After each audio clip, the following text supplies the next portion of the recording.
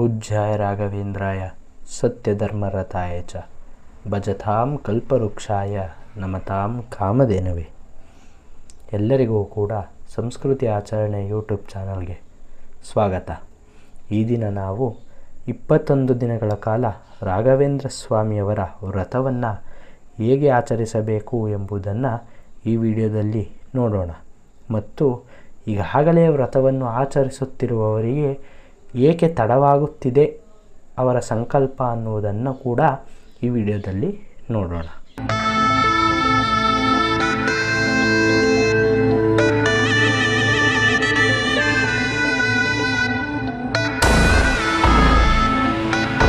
ಬ್ರಾಹ್ಮಿ ಮುಹೂರ್ತದಲ್ಲಿ ಎದ್ದು ಮನೆಯನ್ನೆಲ್ಲ ಸ್ವಚ್ಛಗೊಳಿಸಿ ಒಂದು ಮಣೆಯನ್ನಿಟ್ಟು ಅದರ ಮೇಲೆ ರಂಗೋಲಿಯನ್ನಿಟ್ಟು ಮಂತ್ರಾಕ್ಷತೆ ಹಾಕಿ ಹೂವನ್ನಿಟ್ಟು ಅದರ ಮೇಲೆ ಫೋಟೋ ಅಥವಾ ರಾಘವೇಂದ್ರ ಸ್ವಾಮಿಯವರ ವಿಗ್ರಹವನ್ನು ಇಡಬೇಕು.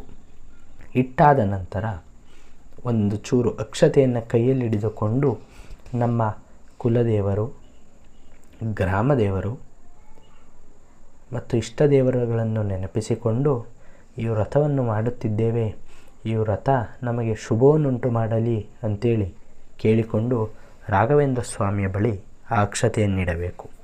ನಂತರ ಅಕ್ಷತೆ ಮತ್ತು ಹೂವನ್ನು ಹಿಡಿದುಕೊಂಡು ಗಣಪತಿಯ ಬಳಿ ಕೇಳಿಕೊಂಡು ಈ ವ್ರತ 21 ದಿನಗಳು ಕೂಡ ಯಾವುದೇ ವಿಘ್ನವಿಲ್ಲದಂತೆ ನಡೆಯಲಿ ಅಂತೇಳಿ ಕೇಳಿಕೊಂಡು ಅದನ್ನು ಗಣಪತಿಗೆ ಹಾಕಬೇಕು.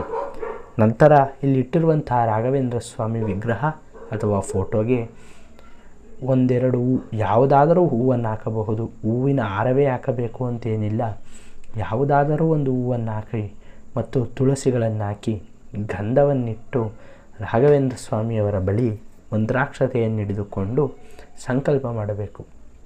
ಸಂಕಲ್ಪ ಅಂದರೆ 21 ದಿನಗಳ ಕಾಲ ನಾನು ಈ ಕಾರಣಕ್ಕೆ ಈ ವ್ರತವನ್ನು ಮಾಡ್ತಾ ಇದ್ದೇನೆ, ಈ ವ್ರತ ಪೂರ್ಣವಾಗಲಿ ಅಂಥೇಳಿ ರಾಘವೇಂದ್ರ ಸ್ವಾಮಿಯವರ ಬಳಿ ಕೇಳಿಕೊಂಡು ಆ ಅಕ್ಷತೆಯನ್ನು ಇಡಬೇಕು.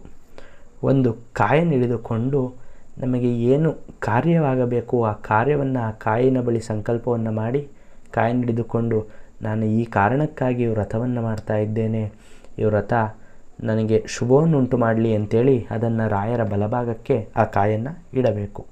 ಮೊದಲನೆಯ ದಿನದ ವ್ರತದಲ್ಲಿ ರಾಘವೇಂದ್ರ ಸ್ವಾಮಿಯವರ ಮುಂದೆ ತುಪ್ಪದ ದೀಪವನ್ನೇ ಹಚ್ಚಬೇಕು. 21 ದಿನಗಳು ಕೂಡ ಹಚ್ಚುತ್ತೇನೆ ಎಂದರೆ ಅದು ನಿಮಗೆ ಬಿಟ್ಟಿದ್ದು. ಮತ್ತು ಈ 21 ದಿನಗಳು ಮನೆಯಲ್ಲಿ ಯಾವುದೇ ಕಾರಣಕ್ಕೂ ನಾನ್ ವೆಜ್ಜನ್ನು ಮಾಡಬಾರದು. ಈ ವ್ರತ ಪ್ರತಿದಿನ ಬೆಳಗ್ಗೆ 8:30 ಒಳಗೆ ಮಾಡಿ ಮುಗಿಸಬೇಕು 21 ದಿನಗಳು. ಮತ್ತು ಪ್ರತಿದಿನವೂ ಕೂಡ ಏನಾದರೂ ನೈವೇದ್ಯವನ್ನು ಮಾಡಿ ಇಡಬೇಕು. ಅಟ್ಲೀಸ್ಟ್ ಏನೂ ಆಗದೇ ಇದ್ದರೂ ಕೂಡ ಒಂದು ಲೋಟ ಹಾಲನ್ನಾದರೂ ರಾಘವೇಂದ್ರ ಸ್ವಾಮಿಗೆ ಇಡಬೇಕು.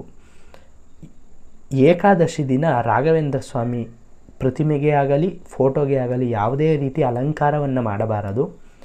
ಬರೀ ಒಂದು ತುಳಸಿ ದಳವನ್ನು ಇಟ್ಟು ರಾಘವೇಂದ್ರ ಸ್ವಾಮಿಯ ಮೇಲೆ ಕಲ್ಲು ಸಕ್ಕರೆಯನ್ನು ಇಟ್ಟರಿಡಬಹುದು, ಇಡದೇ ಇದ್ದರಿಲ್ಲ, ಒಂದು ಲೋಟ ನೀರನ್ನಿಡಬೇಕು. ಮತ್ತು ಆ ದಿನ ಅಂದರೆ ಯಾವ ಏಕಾದಶಿ ಯಾವತ್ತು ಸಿಗುತ್ತೆ ಆ ದಿನ ನೀವು ತುಂಬ ಹಸಿದಿರಲಿಕ್ಕೆ ಆಗಲಿಲ್ಲ ಅಂದರೂ ಕೂಡ ಒಪ್ಪತ್ತಾದರೂ ಇರಲೇಬೇಕು. ಹೀಗೆ ವ್ರತವನ್ನು 21 ದಿನಗಳು ಬೆಳಿಗ್ಗೆ ಯಾರು ಎದ್ದು ಮಾಡುತ್ತಾರೆ ಮತ್ತು ಪ್ರತಿ ಗುರುವಾರ ರಾಘವೇಂದ್ರ ಸ್ವಾಮಿ ಮಠಕ್ಕೆ ಹೋಗುತ್ತಾರೆ ಅವರಿಗೆ ರಾಘವೇಂದ್ರ ಸ್ವಾಮಿಯವರ ಸಂಪೂರ್ಣವಾಗಿರುವಂಥ ಅನುಗ್ರಹ ದೊರೆಯುತ್ತದೆ. ಮತ್ತು ಏಕೆ ಈಗಾಗಲೇ ನಾವು ಸಂಕಲ್ಪವನ್ನು ಮಾಡಿದ್ದೇವೆ, ಈಗಾಗಲೇ ನಾವು ವ್ರತಗಳನ್ನು ಮಾಡುತ್ತಿದ್ದೇವೆ, ಆದರೂ ನಮಗೆ ಏಕೆ ವ್ರತ ಫಲಿಸುತ್ತಿಲ್ಲ, ನಾವು ಮಾಡುತ್ತಾ ಇರುವಂಥದ್ದು ಏಕೆ ನಮಗೇನು ಫಲಿಸ್ತಾ ಇಲ್ಲ ಅಂತ ಕೇಳೋದಾದರೆ, ಮುಖ್ಯವಾಗಿ 8 ರಿಂದ 80 ವರ್ಷದೊಳಗಿನವರು ನಾವು ಈಗಾಗಲೇ ವ್ರತವನ್ನು ಮಾಡುತ್ತಿದ್ದೇವೆ ಆದರೂ ನಮ್ಮ ಸಂಕಲ್ಪದಂತೇನೂ ಆಗುತ್ತಿಲ್ಲ ಅಂತ ಹೇಳೋದಾದರೆ, ಯಾಕಪ್ಪ ಅಂತ ಹೇಳೋದಾದರೆ ಏಕಾದಶಿ ಉಪವಾಸವನ್ನು ಮಾಡುತ್ತಿಲ್ಲ, ಅದು ಒಂದು ಕಾರಣವಾಗಿರಬಹುದು. ಏಕಾದಶಿ ಉಪವಾಸ ಬಹಳ ಪ್ರಾಮುಖ್ಯತೆಯನ್ನು ಹೊಂದಿದೆ.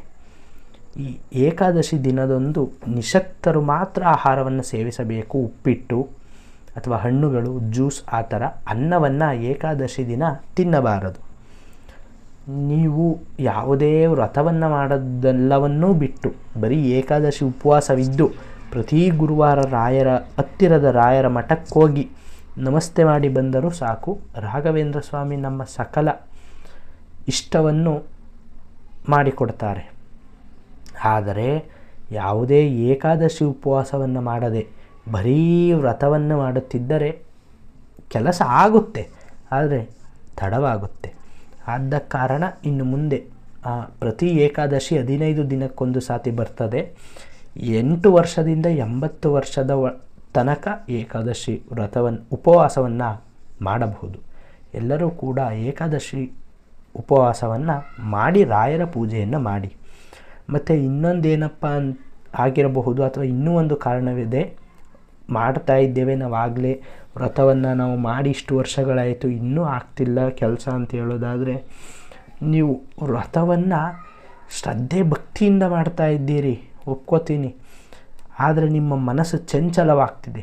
ನೀವು ರಾಘವೇಂದ್ರ ಸ್ವಾಮಿಯವರ ಮುಂದೆ ಕುಳಿತುಕೊಂಡು ತಂದೆ ನನಗೆ ಇದನ್ನು ಮಾಡಬೇಕು ಅಂತ ಇಷ್ಟ ಇದೆ ಆದರೆ ಆಗ್ತಿಲ್ಲ ಅಂತ ಹೇಳ್ತಿರ್ತೀರ. ಆದರೆ ಮನಸ್ಸು ನೋಡಿದರೆ ಎಲ್ಲೆಲ್ಲೋ ಬಹಳ ಚಂಚಲವಾಗ್ತದೆ. ಅದನ್ನು ತಡೆದು ಆ ಭಗವಂತ ನಮ್ಮ ಫೋಟೋಲಿದ್ದಾನೆ ಅಂತ ಭಾವಿಸಬಾರ್ದು, ನಮ್ಮ ಮುಂದೆನೇ ಕುಳಿತಿದ್ದಾನೆ. ನಾವು ಅವನಿಗೆ ಕೇಳ್ತಾ ಇದ್ದೀವಿ. ಯಾವ ರೀತಿ ಕೇಳಬೇಕು ಆತನನ್ನು? ಈಗ ತಂದೆಯ ಬಳಿ ಮಕ್ಕಳು ಹೋಗಿ ಚಾಕ್ಲೇಟ್ ಕೊಡಿಸುವಂತ ಯಾವ ರೀತಿ ಕೇಳ್ತಾರೋ ಆ ರೀತಿಯಾಗಿ ಆ ಭಗವಂತನ ಬಳಿ, ಆ ರಾಘವೇಂದ್ರ ಸ್ವಾಮಿಯ ಬಳಿ ನಾವು ನನಗೆ ಕಾರ್ಯವಾಗಬೇಕಿದೆ, ಇದನ್ನು ಮಾಡಿಕೊಡು ಅಂಥೇಳಿ ಅಷ್ಟು ವಿನಯದಿಂದ ಕೇಳಬೇಕು. ಮತ್ತು ಅದು ಎಲ್ಲಿಗಂಟ ಎಷ್ಟು ಮುಗ್ಧತೆ ಇರಬೇಕೆಂದರೆ, ಆ ವಿಚಾರ ರಾಮನಿಗೆ ಪ್ರಿಯವಾದರೆ ಅದು ಖಂಡಿತವಾಗಿಯೂ ಕೂಡ ರಾಯರಿಗೂ ಪ್ರಿಯವಾಗ್ತದೆ.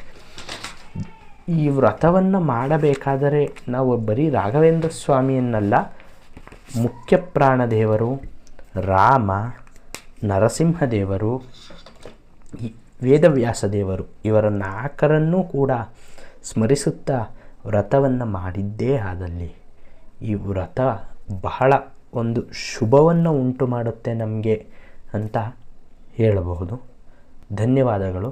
ಇನ್ನು ಹೆಚ್ಚಿನ ಪೂಜೆ ವಿಡಿಯೋಗಳಿಗಾಗಿ ಮತ್ತು ವ್ರತದ ವಿಡಿಯೋಗಳಿಗಾಗಿ ನಮ್ಮ ಚಾನಲನ್ನು ಸಬ್ಸ್ಕ್ರೈಬ್ ಮಾಡಿ, ಶೇರ್ ಮಾಡಿ, ಲೈಕ್ ಮಾಡಿ, ಕಮೆಂಟ್ ಮಾಡಿ. ನಿಮ್ಮ ಶೇರ್, ಲೈಕ್, ಕಮೆಂಟ್, ಸಬ್ಸ್ಕ್ರಿಪ್ಷನ್ನೇ ನಮಗೆ ಮೋಟಿವೇಶ್ನಲ್ ಆಗಿರುತ್ತೆ. ಇನ್ನು ಆದಷ್ಟು ನಮ್ಮ ಕೈಯಲ್ಲಾದಷ್ಟು ಹೆಚ್ಚಿನ ವಿಡಿಯೋಗಳನ್ನು ಆ ದೇವರ ಬಗ್ಗೆ ಮಾಡಲಿಕ್ಕೆ ನಾನು ಪ್ರಯತ್ನ ಮಾಡ್ತೀನಿ. ಧನ್ಯವಾದಗಳು. ಹರಿ ಓಂ.